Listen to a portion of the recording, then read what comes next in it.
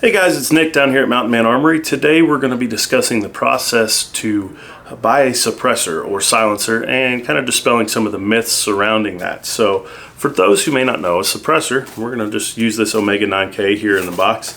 It's just a metal tube with some baffles in it. The same person that came up with the muffler for automobiles, the exhaust muffler, also came up with suppressors, and that would be Hiram Maxim.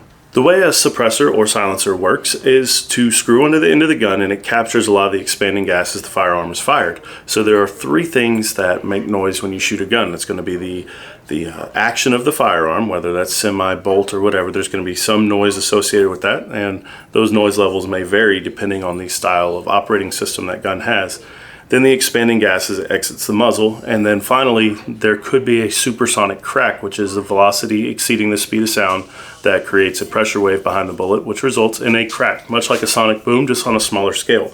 The suppressor really only works with one of those three noise sources, namely the expanding gas at the muzzle. And this particular one is a welded design. You can see the welded seams where the baffles are to help keep those in place. So as the gas exits the muzzle, these baffles provide a series of chambers in which that gas can expand, and it quiets the gun down significantly. I'll go ahead and roll some clips shooting both suppressed and unsuppressed, even with things like 5.56, which are supersonic, and you can hear the difference for yourself.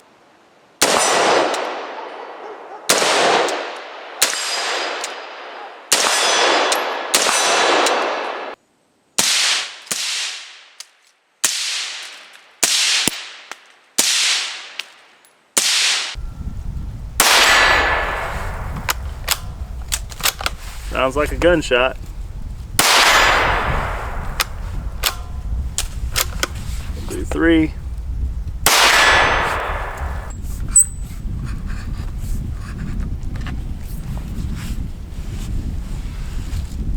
Alright, now with the Paladin 5, feet are in the same spot.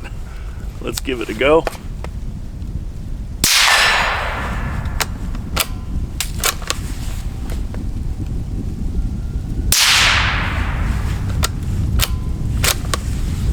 Here. A lot of firearms have a threaded barrel, and the threaded barrel allows you to directly thread the suppressor on in some cases, or in other cases they have a mounting interface. Griffin Armament uses this taper mount. This is the muzzle brake. It screws onto the gun, and then the suppressor screws onto that muzzle brake. So if you have a variety of guns that you want to suppress, I've got some 22s that I also use this on. I bought extra muzzle brakes, and I can just switch this very easily from one gun to the next depending on what I'm doing. 22s are a lot of fun to shoot suppressed, especially if you have subsonic rounds, because you can make them extremely quiet. So there is that. According to the manufacturer, Griffin Armament, this suppressor will actually lower the decibel rating of this rifle to hearing safe levels. Now there are other means of attaching and detaching suppressors from guns. This is a SIG MCX Virtus. This is actually a pistol. Very cool gun. This one is the Dead Air Sandman K, and this has a QD option, so just real fast. It has a ratcheting system and attaches to this muzzle brake here, so very quick to take it on and off if you need to do that for whatever configuration you need. But there are a variety of ways to attach these suppressors to guns, and direct thread may work best for things like bolt action rifles, where that is going to go on the same way every time. You're not going to have any kind of shift taking that suppressor on or off. So I think what we're going to do next is we're going to go over some of the process to get a suppressor. So to start with, the suppressors are regulated under the National Firearms Act of 1934. This was legislation put in place under the pretense of helping to combat some of the Prohibition-era crime, and that same NFA regulates things like short-barreled rifles, short-barreled shotguns, and things like that. Now, although that crime largely went down when Prohibition was repealed, the NFA is still on the books and is still the law of the land. So to get a suppressor, it does require a $200 tax stamp. Now, just to throw a little context there, that $200 tax stamp is still the same dollar amount that it was when the NFA was drafted in 1934. So thankfully, that price has not gone up over time to match inflation and things like that, because it would price suppressors out of the reach of many of us, just like the original $200 tax stamp was supposed to do in 1934. So enough with the little history there, but it does require that $200 tax stamp and a Form 1 or Form 4. You would use a Form 1 if you plan on constructing your own suppressor, and there's going to be links down in the description taking you both to the ATF's website where you can look at these forms, as well as some other resources to help explain it in a more easy to understand format. Form 4 is going to be for things like the suppressors that I showed you at the beginning of the video, the Griffin Armament Paladin 5. Any suppressor that's already sold and configured to be used would go under a Form 4. There's two ways to go about applying for that Form 4, for that tax stamp. You can do it individually, where you, as an individual, I, whatever, am applying for this tax stamp, and that is one way to do it. Or you can do it as a trust. What a trust is it basically takes a collection of individuals that are going to be authorized to use and possess that NFA item, in this case suppressors. The trust makes a lot of sense, especially if you're married or you have other adults living in the home or other people that may reasonably be in possession of that item. This gives you an avenue so that they can also use and possess that item. Now, the trust is a very straightforward process. The ones that we use here in the shop are nfalawyers.com. They are based in Marietta, Georgia. It was about $100, and I got like a 2-day turnaround on my own trust. So it was very, very easy to do, and it just makes sense because I may not always be home, especially if that suppressor is going to be in any kind of defensive role like mine is on my AR. I want my wife to be able to use that legally. God forbid a situation arises in which she uses that rifle with that suppressor on it, law enforcement gets called or whatever, and that comes up, she is on the trust as an authorized user / possessor of that NFA item. So it's a good way to kind of cover any users of the item. In the unfortunate event that you pass away, now there is somebody else that is authorized to have that item versus just having it as an individual, then it must be surrendered to either the ATF or a Class 3 dealer while all that's sorted out. So it's just a good forward-thinking approach, in my opinion, to doing that. You can add people over time to the trust. So there is that. You can also take people off. So maybe as children come of age, and you got to be 21, by the way, for suppressors. We'll go ahead and cover that. You need to be 21 years old.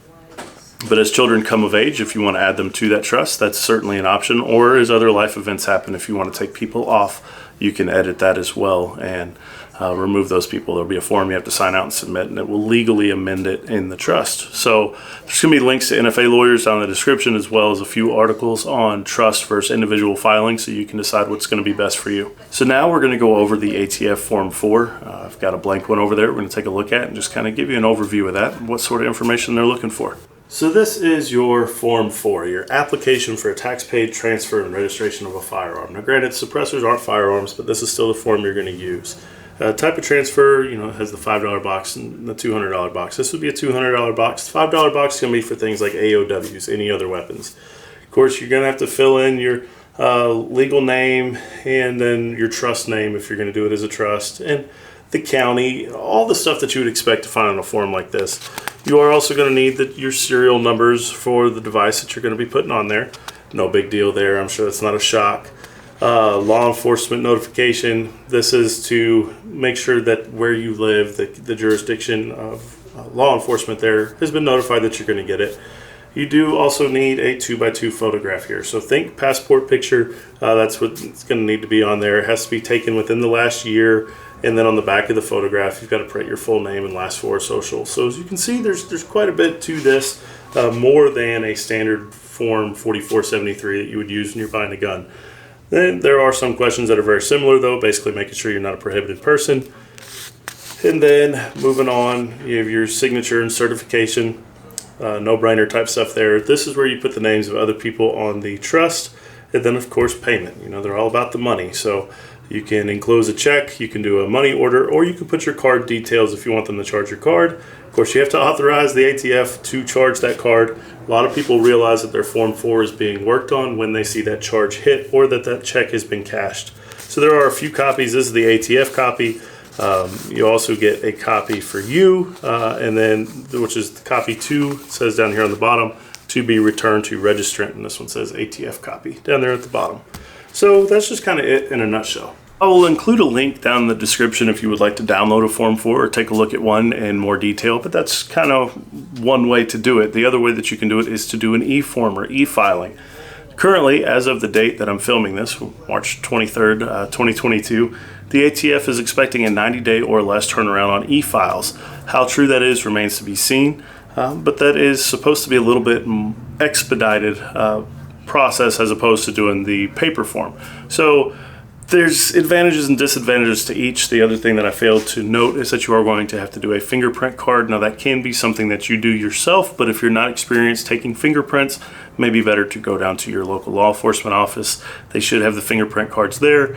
It might be a nominal fee, and they will take your fingerprints that need to be included with this application for the suppressor. So for a lot of us that have a carry permit, like here in Georgia, fingerprints, no big deal. We've already done it before, although I do understand that some folks might be nervous about them having that on file. It's really not that big of a deal, but it is part of the process if you want to own a suppressor. First misconception is that suppressors are illegal. Well, obviously they're not. It's just a little bit more of a process to get one. The only cases in which suppressors are banned, there are 8 states or territories. You have California, Delaware, District of Columbia, Hawaii, Illinois, Massachusetts, New York, New Jersey, and Rhode Island. Those states you cannot own a suppressor. Civilian ownership of them is in fact banned. The other states though, it's perfectly legal to own a suppressor. You just have to go through this paperwork and then get your tax stamp. It is important to note that you should keep your tax stamp with you while in possession of the suppressor at all times. That's just a good way to make sure everything stays on the up and up and that there's no mistakes there regarding the legality of that item.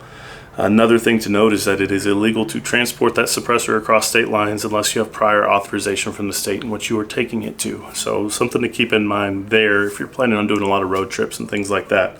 One thing that you do hear a lot of folks say is that if there's no reason to own a suppressor if you're not doing something illegal, be that some sort of crime against another person or poaching, and that's simply not true. Suppressors are a lot of fun for sporting use, just shooting recreationally. It's a lot of fun to be able to reduce that sound signature from the muzzle, sometimes to hearing safe levels where you don't need to wear earmuffs or earplugs. But even if it doesn't drop it that low, it does take a lot of the concussion out of it, particularly at indoor ranges or shooting underneath an awning, things like that, that tends to reflect the sound. Should probably put a couple down in the dirt just so we can focus on how quiet it is.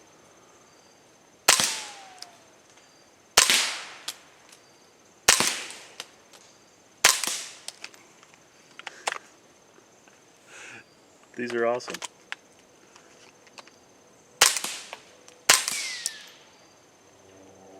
Interesting.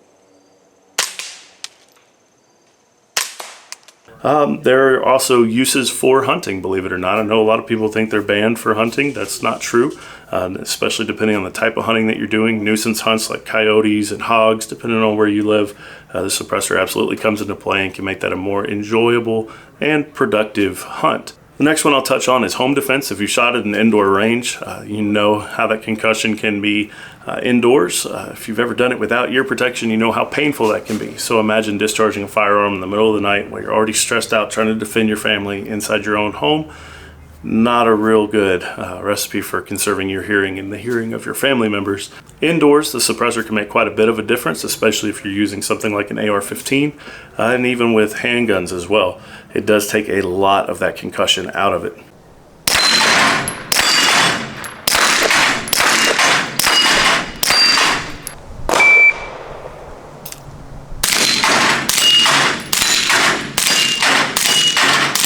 There it is. One other frequently asked question when it comes to suppressors is how long is the waiting period? How long does it take for that tax stamp to come back?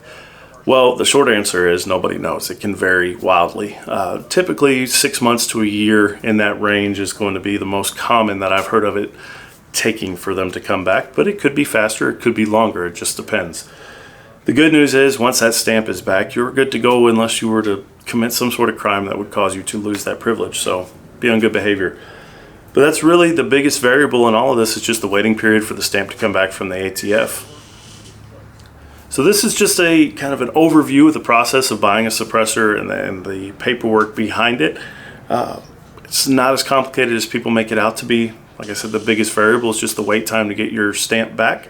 The $200 stamp fee or stamp tax is a bit of a pain. I understand that. Fortunately, that is the law of the land, so if you want to legally own a suppressor, that is the process to do that. Here at Man Armory, we are a Class 3 dealer. We do carry suppressors, and chances are, if you have one in mind that we don't have in stock, we can do our best to get that in for you. We also are big believers in suppressors. The two guns that you saw that were suppressed, both the SIG and my LWRC AR-15, those are our guns, those are our cans, so we believe in them. If you have any questions, feel free to come by and talk to us anytime. We'll do our best to help you get squared away. All right, guys, stay safe, train hard. I'll see you next time.